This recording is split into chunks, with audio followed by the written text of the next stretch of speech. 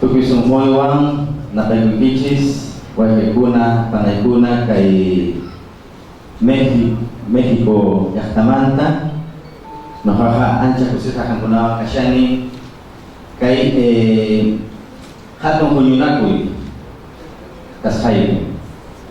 Ichahak, Hankunawang, Kuska, Kauseninchista, Ñaupakman, Pulisisum. Ichahak, Hankunawang, Kuska, kay Lunasininchista, Zapoteco, Nahuatl, Quechua, Aymara, Ñaupakman, Calpachisum, Nojanches Pura. Para mí es un gusto de verdad estar con ustedes. Gracias por la invitación de estar aquí en una tierra tan linda de México. Es una alegría de poder estar aquí con ustedes y compartir nuestras experiencias de Perú y recoger también las experiencias de ustedes. Ojalá que este encuentro nos sirva para hermanarnos más y que juntos nos podamos unir para fortalecer nuestras lenguas y culturas. Que estas reuniones sean un pretexto para eso, ¿no? Para unirnos más como pueblos. Eso es lo que les he dicho en mi lengua quechua, en mi lengua materna. Quiero empezar esta conversación situando un poquito la primera parte sobre la cuestión sociolingüística, la realidad de cómo aparece y nace lo que es la educación intercultural bilingüe, a partir de qué, ¿no? No solamente en el Perú, sino también en la región andina y en Latinoamérica, sobre todo. Después, presentarles un poquito lo que se está haciendo en el Perú y cómo eso también tiene implicancias e impacto en toda Latinoamérica, ¿no? Porque no solamente en el Perú se hace educación intercultural bilingüe, sino también aquí en México y en otros países de la región. Entonces, empecemos. Bueno, el Perú, como México, como otros países, es un país pluricultural, ¿no? Un país diverso.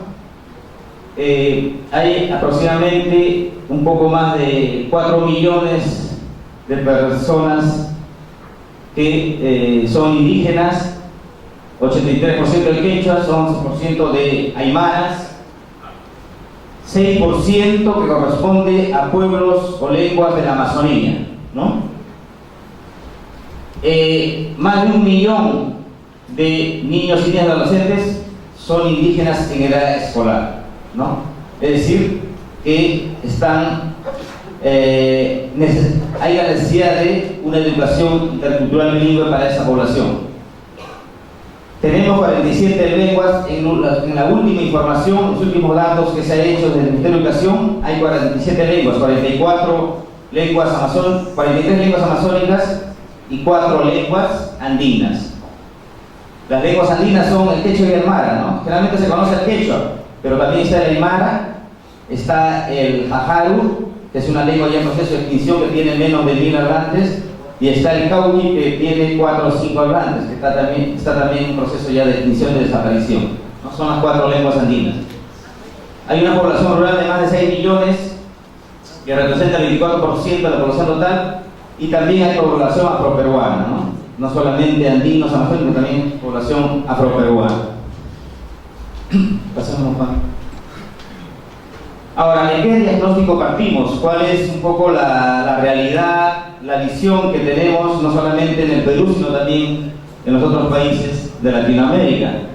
Lenguas en proceso de extinción, ¿no? Como ayer se ha visto ya en las mesas también, solo los adultos y ancianos hablan la lengua, en la mayoría de los casos. Hay una ruptura del proceso de transmisión intergeneracional, es decir, los padres, los abuelos ya no hablan, ya no enseñan la lengua a sus hijos, ya no se transmite a los niños. La lengua, hay como una ruptura, un corte generacional, ¿no? Ya solamente la lengua y cultura se queda en los jóvenes y en los adultos.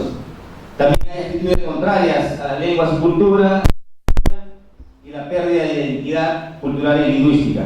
Pero eso es una parte como lo negativo, ¿no? las cosas negativas que hay en contra de nuestras lenguas y culturas. Pero últimamente, en los últimos años, hay algo bonito y hermoso que está floreciendo y se está despertando en todos los pueblos del mundo, y es que hay un reavivamiento de lo étnico, cultural y lingüístico, ¿no? Hay como un despertar de nuestra identidad propia. Es como decir, bueno, ¿qué hemos estado haciendo hasta ahora?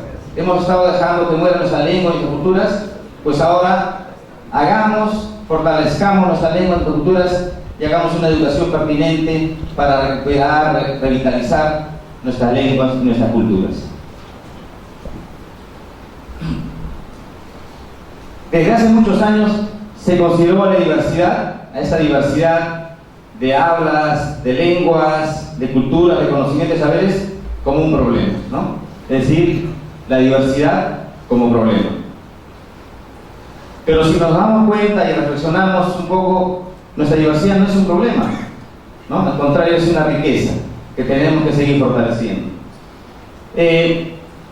La escuela fue vista desde sus inicios como algo importante para nuestras comunidades, ¿no? Algo que sí tenía que llegar a las comunidades y que tenía que abrirnos los ojos, ¿no? Para poder leer y escribir. Pero llegaron con otra ideología las escuelas a las comunidades, ¿no? Con otra orientación.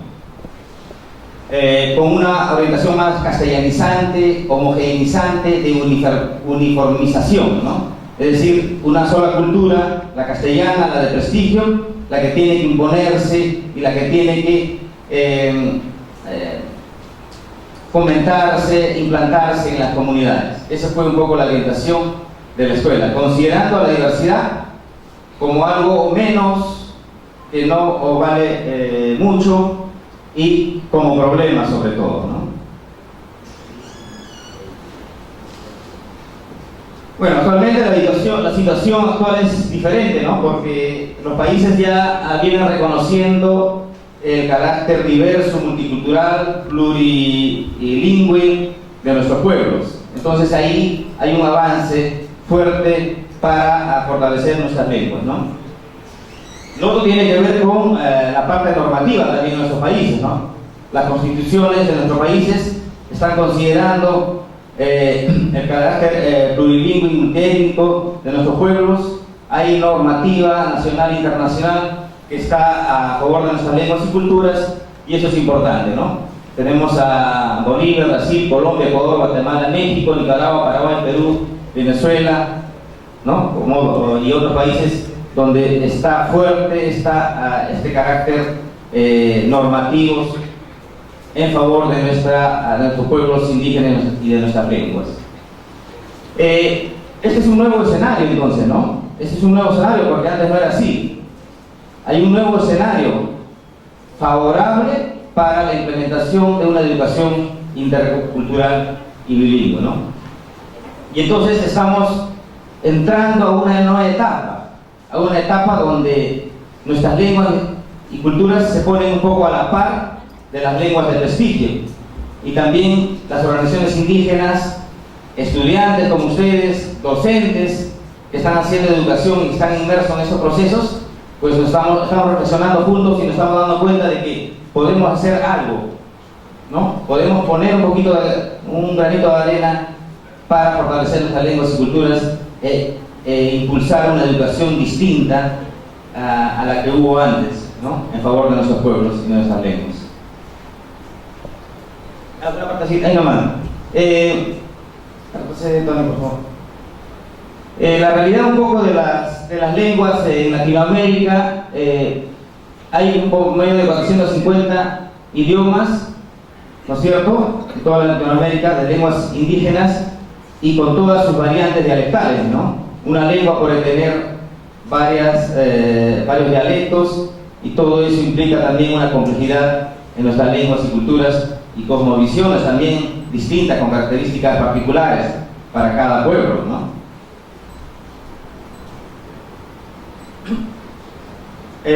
Veamos un poquito la situación sociolingüística en la región, ¿no? No solamente en el Perú, sino en otros países. Esto tiene que ver un poco con la cuestión identitaria. ¿Cómo nos identificamos nosotros, ¿no es cierto? Nos identificamos como indígenas, y perteneciendo a un pueblo decimos que no somos indígenas. ¿Cómo nos identificamos, no? son cuestiones importantes respecto al fortalecimiento de nuestras identidades en nuestros países, como hablantes de lenguas indígenas, como pertenecientes a pueblos originarios, ¿no? En Colombia, por ejemplo, la población indígena constituye solo 1.7% de la población total, pero se hablan más de 60 lenguas. Miren la contradicción, ¿no? Se hablan más de 60 lenguas, pero solamente el 1% dice ser indígena, ¿no? O se considera indígena. Eso tiene que ver con la concepción identitaria, ¿no? En Bolivia y Guatemala, países con una proporción de población indígena que bordea el 60%, hay 32 o 23 idiomas distintos, ¿no? Bolivia y Guatemala y Perú son los países que se identifican ¿no? en mayor porcentaje como indígenas, ¿no? En Brasil tendría hay más de 170 lenguas, cuando su población indígena no superaría los 300.000 habitantes, o el 1% de la población indígena, ¿no? Que se considera indígena. En México, ¿qué porcentaje es que se considera indígena? Un promedio entre 5 a 10%, ¿no? Pero hay más de 56 lenguas, o algunos dicen que hay más de 100 lenguas, ¿no? O 200 lenguas. Algunos dicen que hay más de 300 lenguas, ¿no? Entonces la cuestión de identificación de lenguas con dialectos es un tanto compleja, pero la diversidad lingüística está sobre todo en nuestros países, y la otra parte tiene que ver con cómo nos identificamos, ¿no? ¿Cuál es nuestra identidad cultural y lingüística como pertenecientes a un pueblo?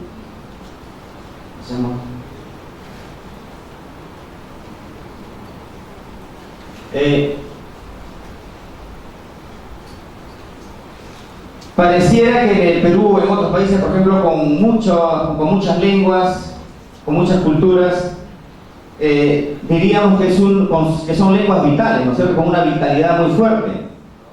Por ejemplo, el quechua en el Perú tiene promedio de 5 millones o un poquito más de hablantes, ¿no? Pero hay comunidades en las regiones donde ya se está perdiendo la lengua, ¿no? Hay comunidades donde ya no se habla la lengua, los niños, los jóvenes ya no hablan la lengua quechua, ¿no? Y entonces se ve un mapa como bolsones así, ¿no? Bolsones donde la lengua quechua ya no se habla, a diferencia de hace unos 15 o 20 años donde se hablaba la lengua, ¿no? Y se transmitía a los niños, a los jóvenes, la lengua quechua. Entonces, esa característica actual de este mapa sociolingüístico, pues nos permite reflexionar y decir, bueno, ¿qué está pasando y qué estamos haciendo?, ¿no? En lo que respecta a la educación, en lo que respecta a revitalizar nuestras lenguas y culturas, ¿no? En nuestro pueblo podemos tener una buena cantidad de hablantes, ¿no? Pero hay espacios, ¿no es cierto?, en las comunidades donde ya se viene perdiendo la lengua, ¿no? Pero si lo vemos de manera general, pues son lenguas vitales. Pero en espacios más pequeños, como comunidades, ya la lengua se va perdiendo, ¿no? Y solamente lo hablan los ancianos, los mayores.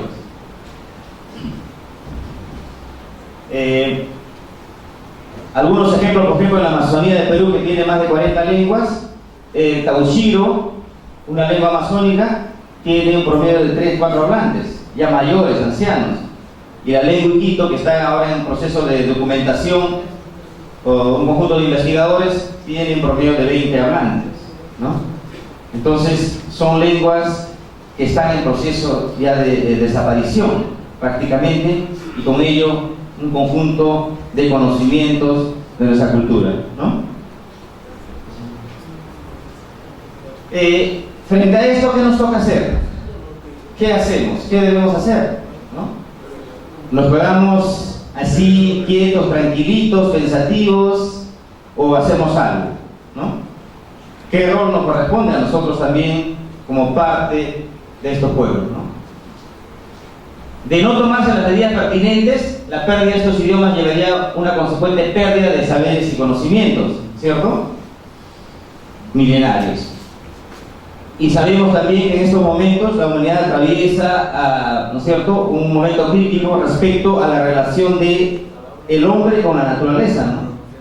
Ustedes saben que nuestros pueblos originarios, todos los pueblos originarios del mundo, tenemos una relación estrecha con la naturaleza, ¿no? Esa relación de complementariedad, de acercamiento, de respeto, de cariño.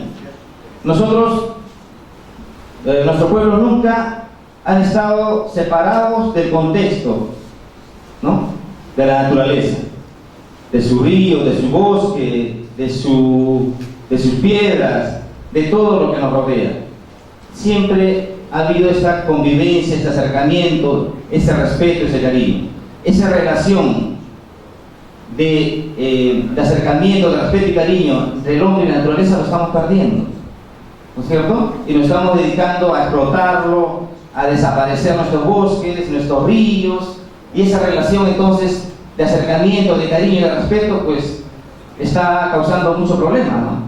Y ya lo estamos viendo en esto de la contaminación ambiental y otros factores climáticos.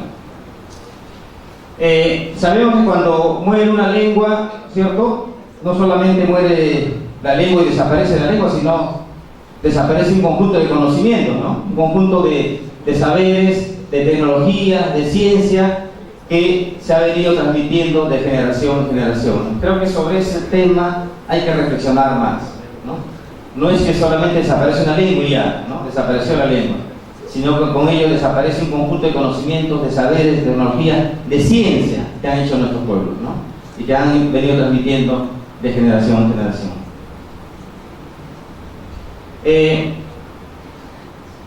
La IBE, la educación intelectual bilingüe, es una alternativa de la recuperación lingüística y cultural, pero también de transformación educativa, ¿no es cierto? Esa es la apuesta de la educación intelectual bilingüe. Ahora existe mayor apertura frente a la diversidad, ¿no es cierto? Hay mayor reconocimiento de derechos lingüísticos y culturales indígenas. Hay una normativa nacional e internacional que favorece estos procesos importantes de implementación de la educación intercultural bilingüe. Y sobre eso también tenemos que agarrarnos, ¿no? O sea, antes no había una normativa que favorezca la educación intercultural bilingüe o la rehabilitación de lenguas, ¿no? Un caso muy aparte parece ser en Surinam, como nos contaba Ellen Rose ayer, ¿no?, que no hay mucho apoyo de las instituciones, no hay una normativa que apoye esta educación intelectual bilingüe, pero en los demás países sí. Yo ojalá que en Surinam pues cambie esta perspectiva también del marco legal y del apoyo de instituciones en favor de una educación más pertinente. Varios pueblos indígenas ven a la escuela como potencial aliada y como espacio que puede contribuir a la recuperación de la lengua, ¿no? La escuela ya se está viendo como una escuela que puede, que debe orientar un proceso educativo que contenga la lengua y cultura de nuestros pueblos y que oriente una educación más pertinente y una educación de calidad, ¿no es cierto? No podemos hablar de una educación de calidad si es que dejamos de lado la lengua y cultura que está ahí, viva, en ese contexto donde está una escuelita, en una comunidad, donde están niños que hablan una lengua originaria, ¿no? O sea, la educación de calidad es aquella educación donde considere la lengua y cultura de nuestros pueblos, la lengua y cultura de nuestros niños y niñas de nuestros jóvenes, ¿no?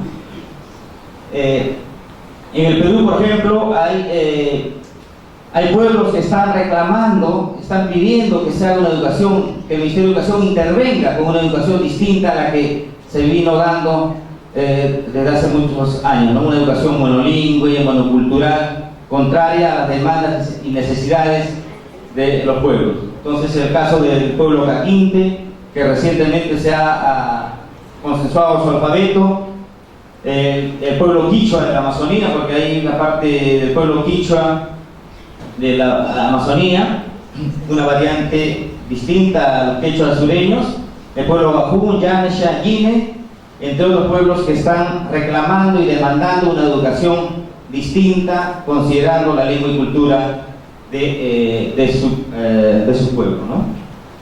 Y también hay experiencias exitosas que se han venido dando a lo largo de todo este proceso de educación intercultural bilingüe en el Perú, ¿no? En el Perú nace en el año 40-45 un proceso, ¿no?, de educación en el Perú, basado en la enseñanza de la lengua originaria en los primeros años, luego se pasa al castellano y de ahí para adelante solo castellano, lo que llamamos un modelo de transición, ¿no? pasar de la enseñanza en lengua originaria al castellano es un modelo de transición que sirve solamente la lengua originaria como puente para castellanizar, ¿no? A pesar de que se lograron materiales educativos que son importantes, pero ya en la década de los 70 comienza a cambiar un poco el panorama de la visión de educación que se quería en el Perú, con la oficialización del quechua, por ejemplo, en 1965, y es el Perú como pionero en esta parte de Sudamérica, sobre todo, respecto a considerar un idioma originario como lengua oficial para todo el país, ¿no? De ahí a esa parte hasta el momento ha venido varios procesos, dándose una educación bilingüe primero, ¿no? Una educación bilingüe que consideraba solo la lengua, y después ya en los años 90 se da una nueva visión de lo que debería ser una educación intercultural, ¿no? Es decir, considerando a la cultura como soporte, como base para los procesos de enseñanza y aprendizaje, ¿no? La cultura como soporte de los procesos de enseñanza y aprendizaje en un sentido de complementariedad, ¿no? No solo que nos quedemos anclados en la cultura originaria, en los conocimientos de la cultura originaria, sino también los conocimientos de la otra cultura. Ambas culturas, ambos conocimientos son importantes, ¿no? En este proceso de educación intercultural bilingüe. Y hay experiencias que se han dado, por ejemplo, en Cusco, en Puno, en Apurímac, Ayacucho, Ancash y otros departamentos y en la Amazonía. La dificultad de estas experiencias entonces es que han sido muy aisladas, ¿no? Han sido muy aisladas. Más por el compromiso de docentes, por la voluntad de algunas autoridades, pero han sido experiencias que han permanecido muy aisladas y no ha sido una experiencia de I+D de manera sistemática, ¿no? Continua. Y eso un poco ha dificultado que se difunda estos procesos a otros espacios, a otras regiones. Pero de esas experiencias, de esa riqueza de experiencias, de esos resultados, de esos logros de educación intercultural bilingüe, el proceso de I+D en el Perú ha ido creciendo, se ha ido alimentando y se ha ido fortaleciendo para proponer nuevas cosas, ¿no?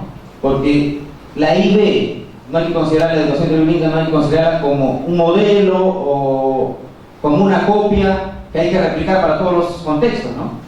Hay tipos de I+D, hay tipos de educación intercultural bilingüe de acuerdo a cada contexto. Y las realidades nos van a decir qué educación intercultural bilingüe, qué tipo de educación intercultural bilingüe vamos a aplicar para ese contexto, porque no todos los contextos son iguales, ¿no? Bueno, algunos datos, por ejemplo, como resultados de la I+D que debemos considerar, porque siempre se dice, no, pero la educación bilingüe no ha dado ningún resultado, ¿para qué enseñar quechua? ¿Para qué enseñar nahuatl? ¿Para qué enseñar zapoteco? Si no da resultados, ¿no? Pero se ha demostrado en los estudios y en muchos estudios de varios años que la educación intercultural bilingüe ha dado resultados, tiene resultados, y actualmente en los países donde se da la educación intercultural bilingüe se muestran esos resultados y se puede demostrar, ¿no? Creo que ayer ya tuvieron una mesa con la colega de Perú, Karina, presentando esta propuesta de I+D, ¿no es cierto?, como una propuesta que presenta logros respecto a una educación intercultural bilingüe en una comunidad bilingüe, ¿no?, con niños quechua hablantes y bilingües, ¿no?, castellano y quechua. Entonces, son resultados que sí se vienen dando en este proceso, ¿no? Por ejemplo, unos datos que se tienen, que los alumnos y alumnas indígenas cuya educación es bilingüe en comparación con sus padres que solo reciben educación en castellano, tienen mayor rendimiento escolar en general. Estos datos se encuentran en Bolivia, Guatemala, Paraguay y Perú. Desarrollan mayor capacidad para resolver problemas matemáticos, Guatemala y Perú, logran mejores niveles de comprensión lectora, incluso en castellano, en México y Perú, y desarrollan mayor espontaneidad y seguridad al hablar en esta lengua. Es decir, hay una mayor identidad, ¿no es cierto? Hay una mayor apertura a aprender ambas lenguas, a escribir y a comprender textos, ¿no? Una educación bilingüe contribuye a incrementar el nivel de escolaridad también de las niñas y niños, ¿no? En Guatemala y Perú se encontraban hechos estos estudios, se ha observado que la participación de las niñas en la escuela se incrementa y a la vez se da mayor atención a aspectos de género en la educación en Ecuador, por ejemplo. Se ha visto, por ejemplo, en Perú, cuando los niños quechohablantes o aymarhablantes o hablantes de una lengua originaria van a la escuela y en la escuela no son atendidos en su lengua originaria, hay mayor deserción. Si se matriculan por decir 30 en una escuela, al final del año terminan 5, ¿no? Y después, y lo que se dice, o dicen los docentes, o dice el sistema, que pues no tienen la capacidad, los niños no asisten porque los padres no ayudan, no apoyan, o los niños no tienen la capacidad, ¿no?, para aprender, ¿no? Tremenda falsedad, ¿no? Es que la atención en la escuela no es pues la pertinente, no es en su lengua y cultura, y los niños pues se sienten incómodos, no aprenden y se retiran, ¿no? Se retiran porque no es una educación que los acoja de manera afectiva en su lengua y en su cultura. Ahora vamos a pasar a una parte ya del aspecto más de la situación de la educación intercultural bilingüe en Perú, pero en la actualidad, ¿no?, de estos años, respecto a una política nacional que se viene dando en Perú. Y se parte de unos datos que tenemos al alcance, ¿no? Tanto en la Amazonía como en la zona andina, la implementación de una educación intercultural bilingüe en el Perú corresponde solamente al 11.5%, ¿no?, que se atiende en la lengua originaria a los niños y niñas, ¿no? Es decir, es poquísimo, ¿no? Es poco. Pero hay un reto que se tiene desde el Ministerio de Educación, ¿no?, como política nacional, que en 2016 por lo menos se llegue a un 50% de atención, ¿no?, de una educación intercultural bilingüe pertinente para estos pueblos, ¿no?, a un 50%. Esa es un poco la mirada, la visión que se tiene en el Perú. Pasamos. Bueno, ver un poco la implementación del IB y algunos procesos, logros, dificultades que se vienen dando. En la política actual en el Perú se han planteado ciertas prioridades de políticas al 2016, ¿no? Es como el norte, la orientación que se tiene desde el Ministerio de Educación para implementar una educación intercultural bilingüe. Y se han priorizado varias políticas. Y una política importantísima a favor de nuestros pueblos y lenguas originarias es la atención que se tiene para la niñez amazónica y andina en lo que respecta a la atención en la lengua y en la cultura de nuestros niños y niñas, ¿no? Una educación intercultural bilingüe que prioriza esta atención, ¿no?, en lo que respecta a una educación que capacita docentes en educación intercultural bilingüe, que dote de materiales pertinentes, que haya un monitoreo, un acompañamiento eficaz, ¿no?, un apoyo pedagógico en el aula, es decir, una educación que permita también a los docentes a obtener resultados en la implementación de esta educación intercultural bilingüe como política priorizada, ¿no? Después hay otras políticas que tienen que ver más con mejorar los aprendizajes en varias áreas curriculares, la implementación de una carrera magisterial para los docentes, que implica incentivos, premios, becas, es decir, todo un proceso de capacitación profesional,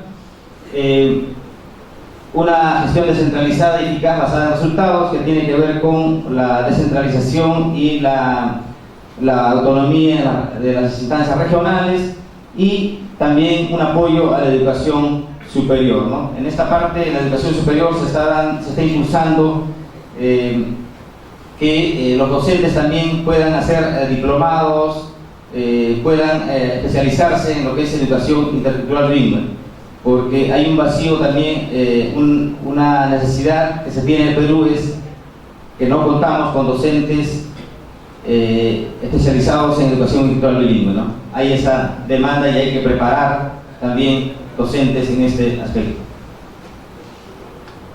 Bueno, el desarrollo de la política de educación integral bilingüe, hay algunas grandes líneas de acción que se están dando, vamos a pasar algunos para reflexionar con ustedes.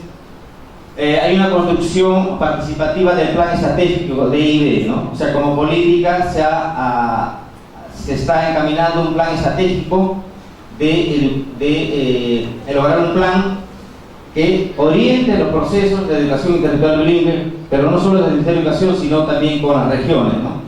El Perú tiene 25 regiones y con la participación de estas 25 regiones se va elaborando un plan estratégico que permita orientar la implementación de una educación intercultural bilingüe. Bueno, eso incluye metas claras por año en atención para también los contextos, una educación intercultural bilingüe también para contextos rurales y urbanos, ¿no? Una debilidad también es que la educación intercultural bilingüe por año se ha dado solamente en las zonas rurales, ¿no? Donde se dice, ahí están las comunidades que hablan una lengua originaria, hablan quechua, hablan una lengua amazónica. Pero también en los contextos urbanos, también hay hablantes de lenguas originarias. Y no hay una atención, ¿no?, pertinente también en esos contextos. Es decir, el reto también de la educación intercultural bilingüe en Perú es pasar de lo rural a lo urbano, ¿no? Es decir, esa conexión y ese puente también tiene que haber porque es necesario ese espacio.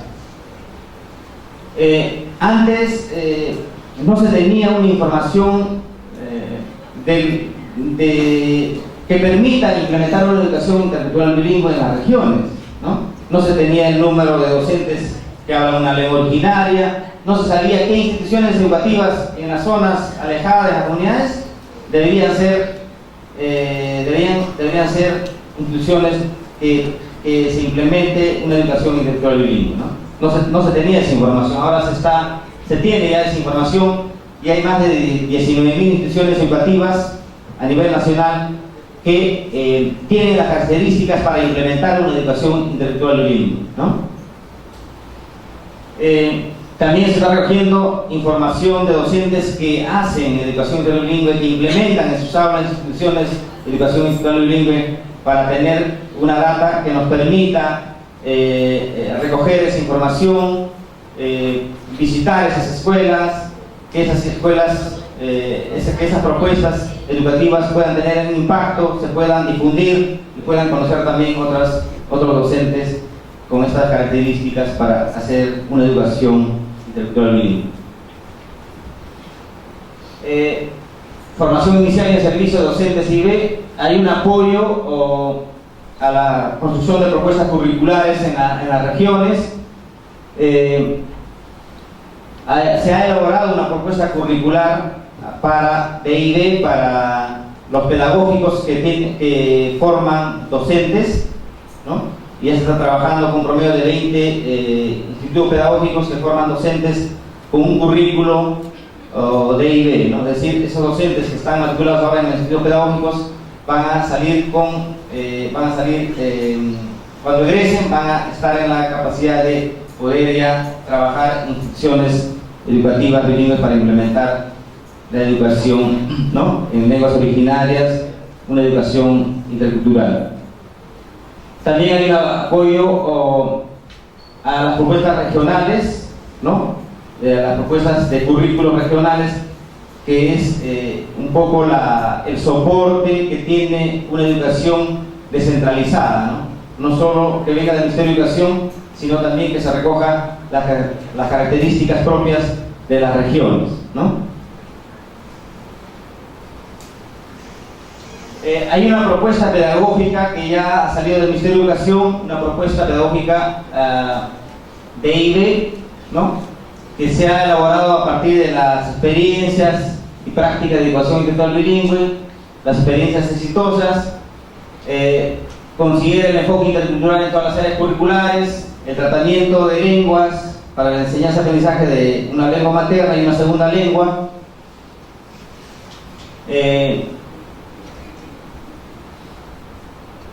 Hay también una propuesta para trabajar la secundaria, ¿no?, de educación intercultural bilingüe en secundaria, a nivel secundario. El sistema educativo básico en el Perú es inicial, primaria y secundaria, ¿no?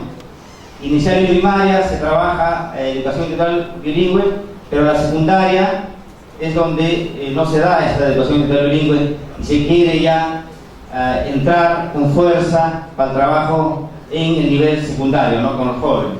Y eso también es un reto que se tiene desde el Ministerio de Educación.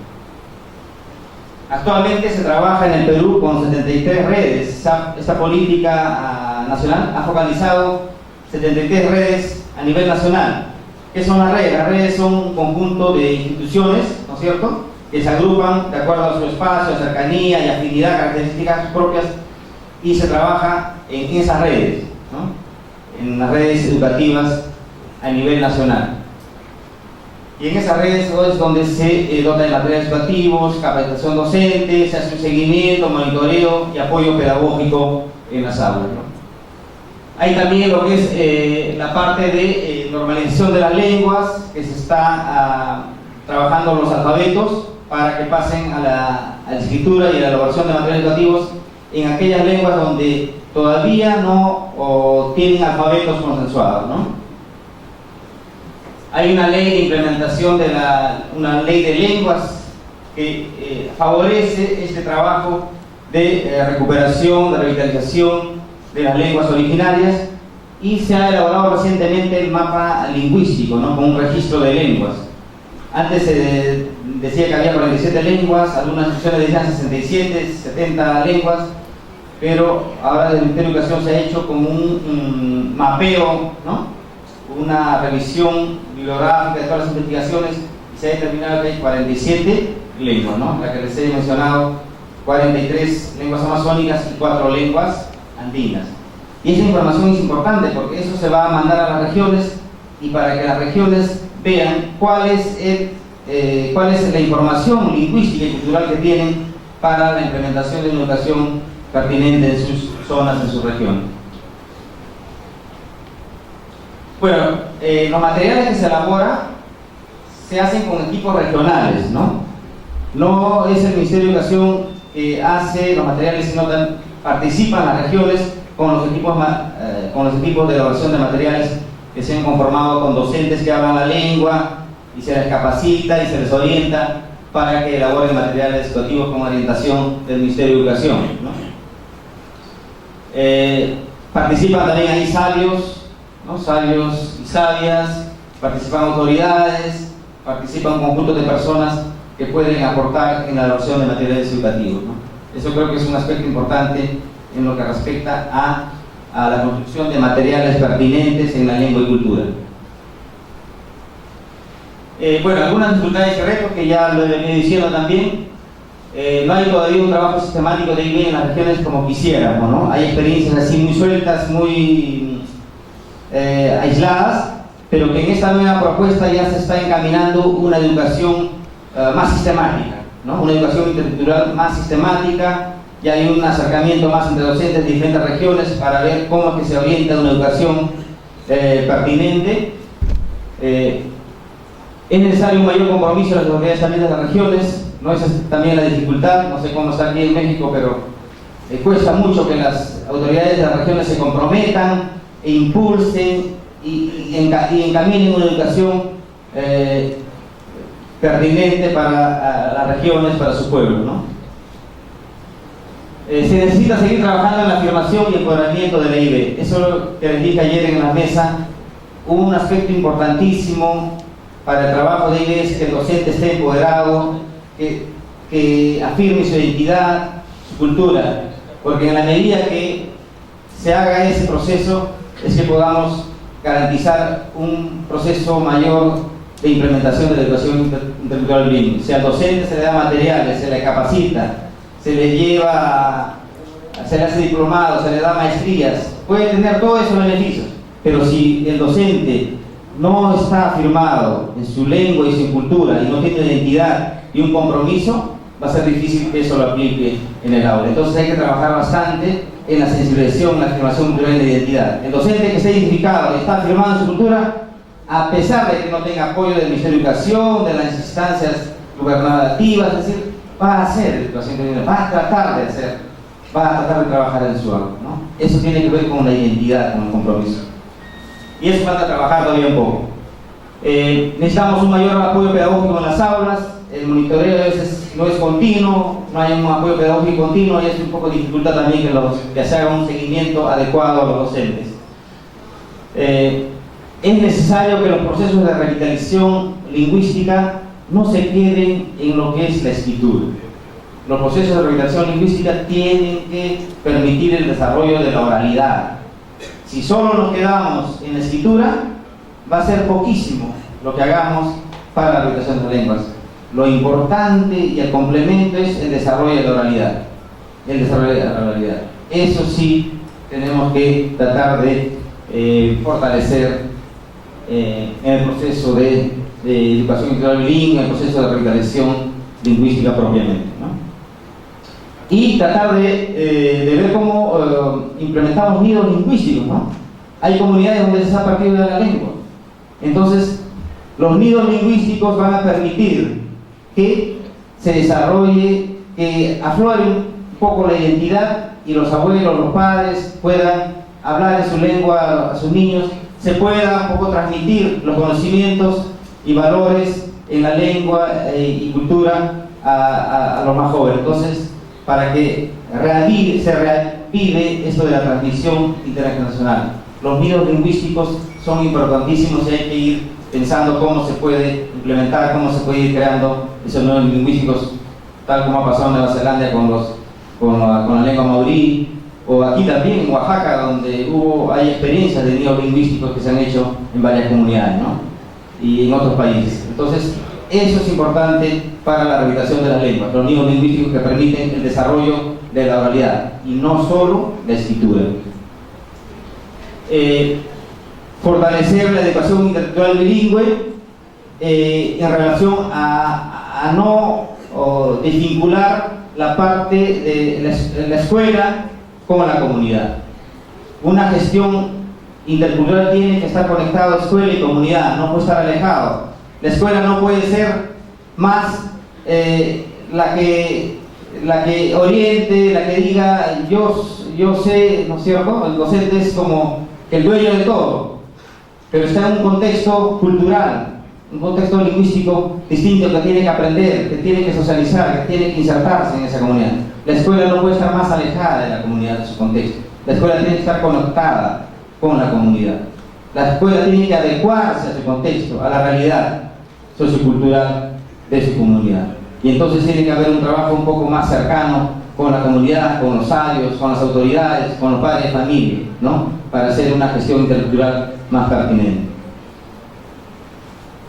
Bueno, esta es un poco la parte de todo lo que se hace en el Perú, en un contexto muy difícil, también muy complejo, pero que requiere del esfuerzo de todos, ¿no? De las autoridades, docentes, padres de familia, sabios y sabias. Es decir, la educación intelectual en línea no es fácil. Necesita de mucho esfuerzo, necesita de mucho compromiso y sobre todo de identidad y de querer hacerlo con el corazón, con la mente, con cariño y con afecto.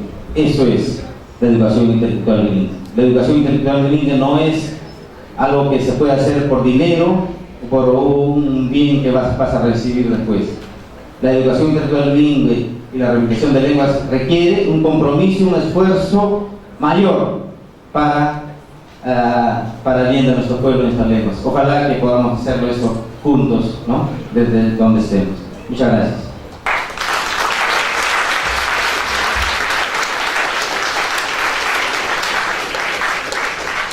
¿Alguien tiene alguna pregunta que hacerle al profesor Pilar? ¿Algún comentario? ¿Alguna queja? Tenemos un poquito de tiempo, si alguien quisiera preguntar alguna duda.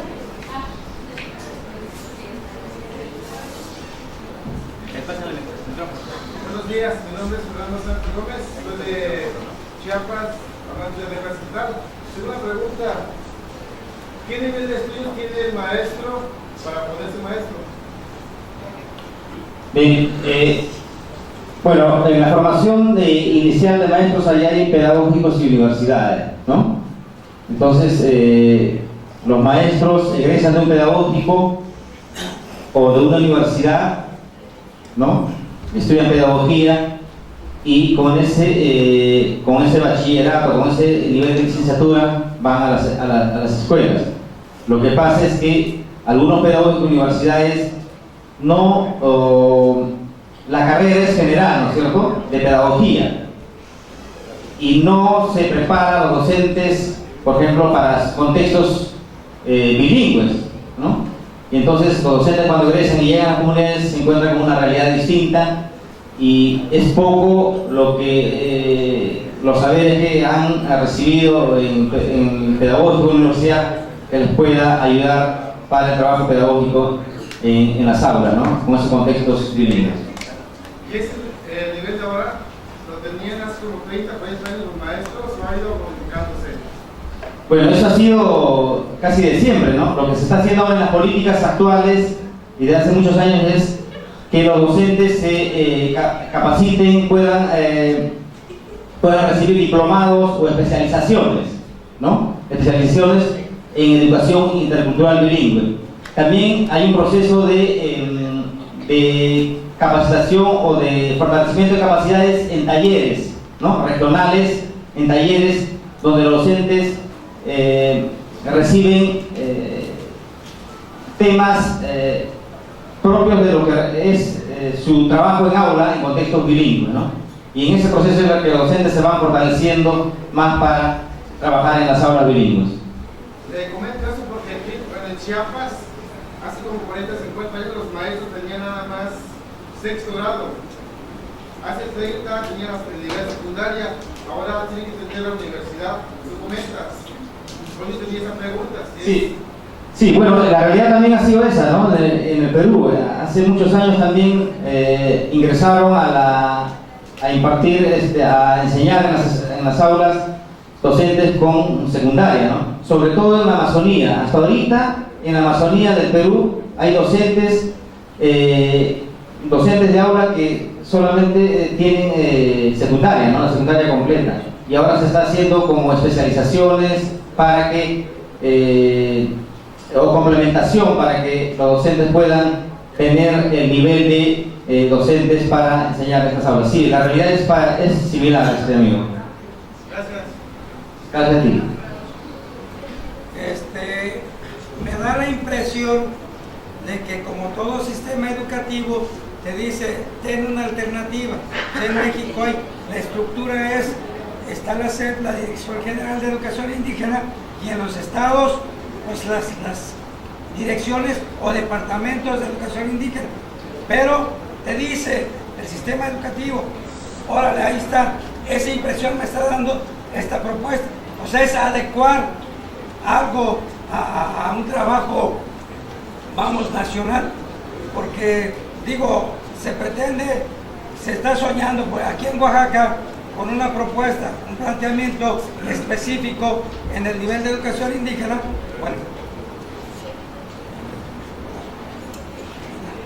Bueno, decía yo que el planteamiento creo que está bien, pero quisiera saber si esto viene del Sistema Educativo Nacional del Perú, porque aquí en México, bueno, la estructura es esa, la Secretaría de Educación Pública y para la educación indígena, la Dirección General de Educación Indígena, que también permite o dice, ahí está la currícula, ustedes armen, pero no rebasen eso. O sea, no es emancipador. Es cierto, podemos educar con el corazón, pero no pasamos de tener una identidad propia, no pasamos de reconocer qué es lo que queremos para las comunidades y cómo pensar desde nuestras comunidades y no desde la propia forma occidental, porque eso yo creo que habría que verlo, no sé, y he estado preguntándome desde hace un buen tiempo qué es para muchos decir educación intercultural, que nada más contrarrestar la parte occidental, estar en lo diverso, porque desde mi lógica es estar en lo diverso, crear lo diverso y formar y construir lo diverso, ¿no? O sea, eso para mí sería como decir, estamos dentro de la educación intercultural, pero es mi duda. Entonces, si es así, pues yo creo que no hay mucho cambio porque no es emancipatorio, ¿sí? Sí, gracias por la pregunta, interesante. Sí, hace 10 años en el Perú hay un proceso hay una ley que se dio de descentralización, ¿ya? Donde se da regiones, ¿no es cierto?, la autonomía, que no se daba hace muchos años, para decidir políticas a favor de su región. Y entonces esa ley de descentralización permite a las regiones, y ha permitido actualmente, elaborar sus propios currículos, implementar su propia educación de acuerdo a su realidad. Ahora las regiones, por ejemplo, Puno es una de las regiones, Puno, que está a frontera con Bolivia, y es una lengua que es una región que tiene quechua y aymara. Es una región que ha planteado un diseño curricular totalmente distinto a las otras, y además muy, ¿cómo se dice?, muy contraria a lo que el sistema nacional podía pensar, podía creer, ¿no? Entonces, su diseño curricular es muy interesante porque plantea desde una propuesta cultural propia, ¿no es cierto?, y para el fortalecimiento de una educación intercultural a partir de su cultura. Entonces, Puno, por ejemplo, tiene ya un diseño curricular que lo está implementando. Entonces, y el Ministerio de Educación, la sede central, trata de conectarse con el desarrollo de este currículo, porque no puede oponerse a una decisión regional y a una decisión de un pueblo que ha decidido tener un currículo, implementar un currículo distinto. Las demás regiones también han elaborado sus diseños curriculares de acuerdo a sus realidades, y otros están en proceso de elaboración. Es decir, que esta descentralización ha permitido que los pueblos, las regiones, puedan plantear qué educación quieren para sus pueblos de acuerdo a su realidad. Y en ese sentido, creo que sí, hay una autonomía, hay una decisión propia, ¿no?, de las regiones. Y lo que está haciendo ahora, por ejemplo, el Ministerio de Educación es acoger todas esas demandas, todas esas necesidades para orientar una educación distinta. Y creo que ahí estamos un poco bien, ¿no? Lo otro es, ¿qué es la educación intelectual bilingüe? Desde el Perú, y lo que vemos cómo debe ser una educación bilingüe, es que la educación intercultural bilingüe no debe centrarse en una sola cultura, ¿no es cierto? Lo intercultural permite, a partir de tu realidad, de tu contexto, ¿no?, desarrollar aprendizajes tanto que contengan tanto saberes de tu cultura como de la otra cultura. Son dos culturas ahí, y se tiene que dar como una complementariedad, ¿no? Ninguna es más que la otra, sino ambas. Una complementariedad para formar ciudadanos interculturales, con identidad, que desarrollen su lengua propia, pero también de la otra cultura, que hablen castellano y que hablen quechua en este caso, ¿no?, que signifiquen como pertenecientes a una comunidad y a una cultura distinta a la otra, pero que tampoco renieguen ni una de la otra, sino sean interculturales, ¿no es cierto? Esa es la idea de educación intelectual bilingüe que se está implementando en el Perú.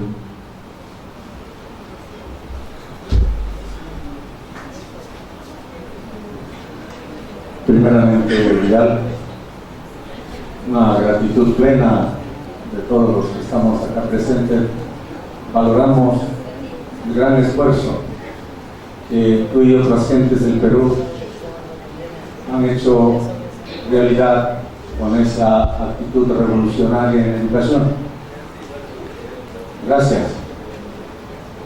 Hola, Val.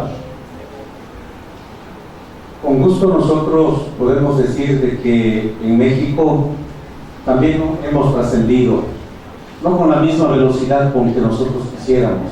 El que habla es también egresado de una normal rural.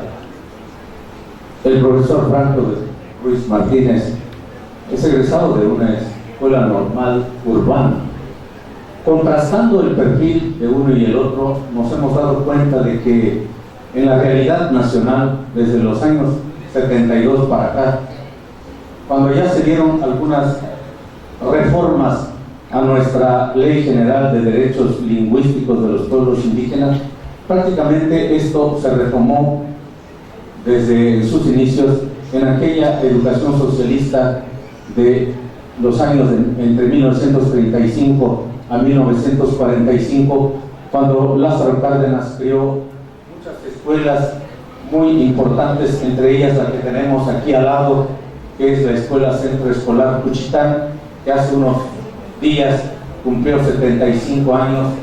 Se escribió una crónica de ese trabajo que habla sobre una historia de la educación en Juchitán. A su vez también ese proceso de formación de esta sociedad zapoteca en el contexto educativo nacional. Ahora bien, podríamos nosotros darnos cuenta allí de que en este momento urge ya una reforma a la educación. Lo estamos comentando ahorita el maestro Franco y el servidor.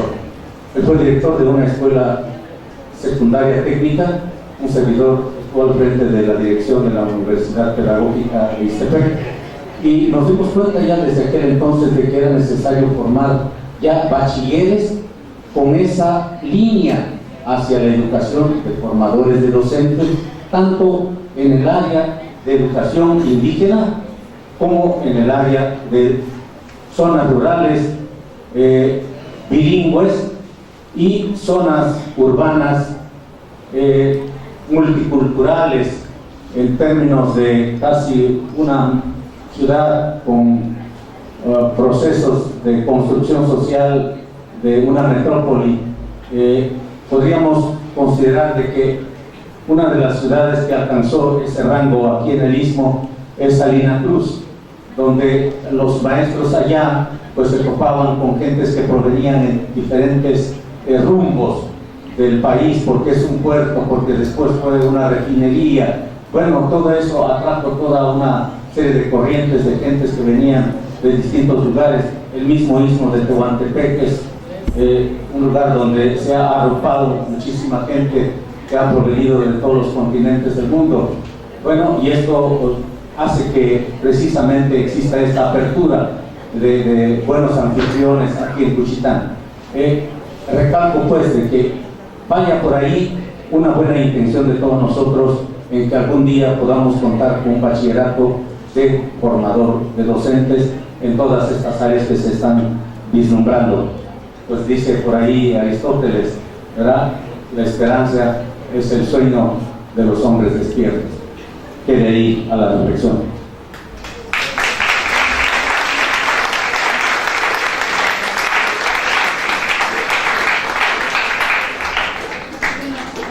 Agradecemos mucho la conferencia del maestro Vidal. Le damos un fuerte aplauso.